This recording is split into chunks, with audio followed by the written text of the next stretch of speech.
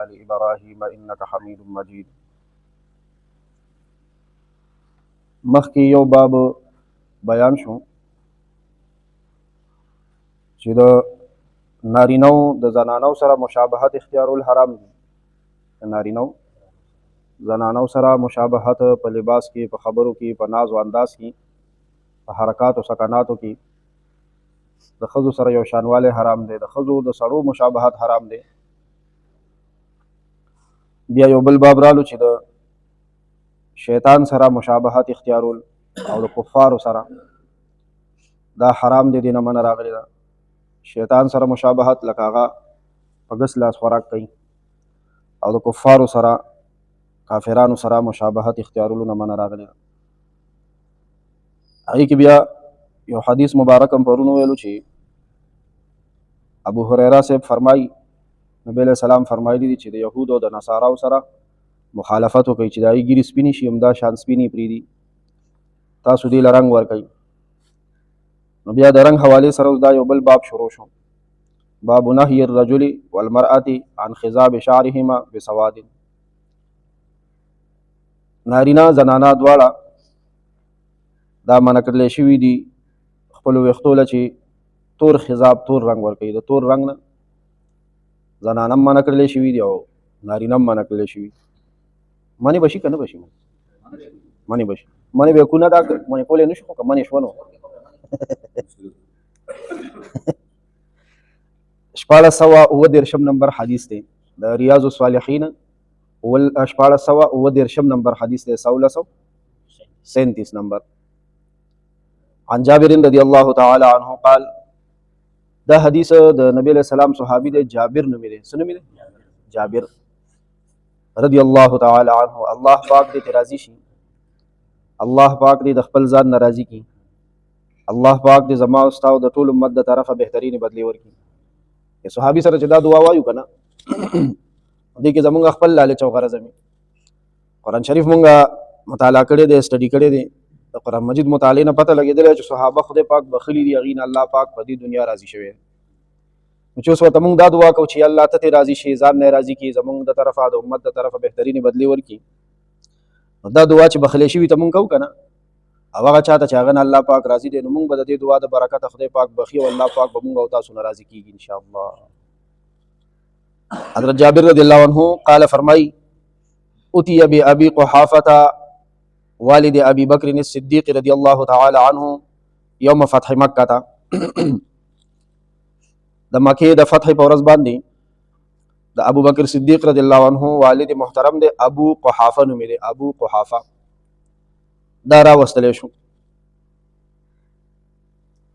چې راوستلی شو دا بوډا سپینګیری سړی و، د ابو بکر صدیق رضی اللہ عنہ والد ماجد چې و که نه، والد بزرګوار، دا بوډا سپینګیری سړی و، دومره سپینګیری شوی و که نه چې دا روزې مبارکې هم سپینې شوي وي، تک سپین.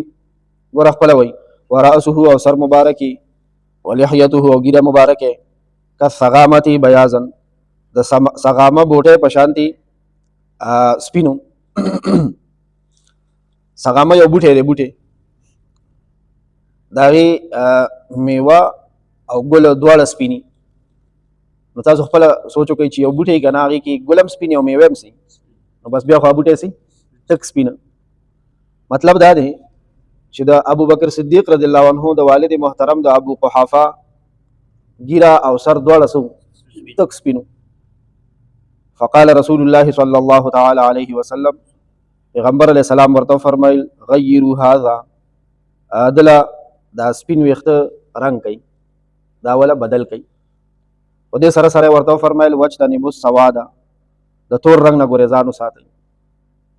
دا سر او ګیره، دا تک سپین سر او تک سپینه ګیره، دا وله متغیر کوي، دا ورله بدل کوي، یعنې رنګ وله ورکوي. هغه سور رنګ وي او که زیړ رنګ وي. واجتنبوا السواد، د تور رنګ نه ځان بچ کوي. نبی علیہ السلام فرمایي د تور رنګ نه ځان بچ کوي. ابو قحافه څوک و؟ وایي د حضرت ابو بکر صدیق رضی الله عنه والد صاحب. خپل نوم عثمان بن عامر او دا ابو قحافه کنیتو. د مکې د فتح په ورځ باندې د نبی علیہ السلام خدمت کې رالو، حاضر شو او اسلام قبول کو. او بیا د حضرت عمر رضی الله تعالی عنہ په زمانه خلافت کې د دې دنیا نه تشریف وړی دی، وفات شوی دی. شاه عبدالحق محدث دهلوی رحمت الله علیه دا ډېر لوی اوچتې پایي محدث د حدیث عالم تیر شوی دی. عالمان طالبان د دې د نوم نه او د دې د اقوالو د نبی علیه الصلاۃ والسلام د اقوالو مبارکو چې کومې شرح دي کړي دي د دې خبره ډېره معتبره ګڼل کېږي حضرات محدثینو په نسبت باندې. شاه عبدالحق محدث دهلوی رحمت الله علیه فرمایلی دا ډېر لوی عالم دی. وی تور خضاب لګول سړو او ښځو دواړو دپاره حرام دي. یو روایت کې راغلی دی چې د ویښتو سپینوالی بدل کوي، خو تور خضاب چې دی تور رنگ دی ته جوخت هم لاړ نه شي. که یو کس جهاد کې رواني جهاد کې په دشمنانو باندې روب غرزولو دپاره تور رنگ استعمالی نو جایز دی. بیا زمونږ دا سادهګان بعضې کسان ښځې ته دشمن وایي، وایي جي زمونږ هم دشمن شته دی، نو که مونږ ګیره او سر تور دا دشمن نه دی. دا دوکه ده. ګورې دشمن کفارو سره چې کله غزا له سړی رواني میدان جهاد کې چې اوس کافر په نظر پروزي چې والله دا خو څه دی سپینه ګیره ده او سپین سر دی، دا خو بوډا دا خو د یو ټیلې دی. نو دغه ځای کې که سر او ګیره څه کي تور کي نو بیا جایز دي. نورو ځایونو کې نه. بعضې حضرات صحابه او تابعین مبارکي کتابونو کې راغلي دي چې هغوی به تور رنګ استعمالولو. دا یې وجه دا وه چې دا حضرات چې د چا په باره کې کتابونو کې راغلي دي چې صحابه او که تابعینو چې تور رنګ به استعمالول دا مجاهدینو غازیانو په جهاد کې به هر ټیمو. او شیخ محدث عبدالحق محدث دهلوی رحمت الله علیه تحقیق بیا کړی دی. هغوی فرمایي وي دې حضراتو چې دا کم خضاب استعمال کړی دی کم رنګ د مجاهدینو غازیانو نه به بالکل تک تور نه و، هغه به سور رنګ و. خو دا اوس وخت کې ورته د تعلیم یافته خلک دغه وایي که نه ډارک ریډ.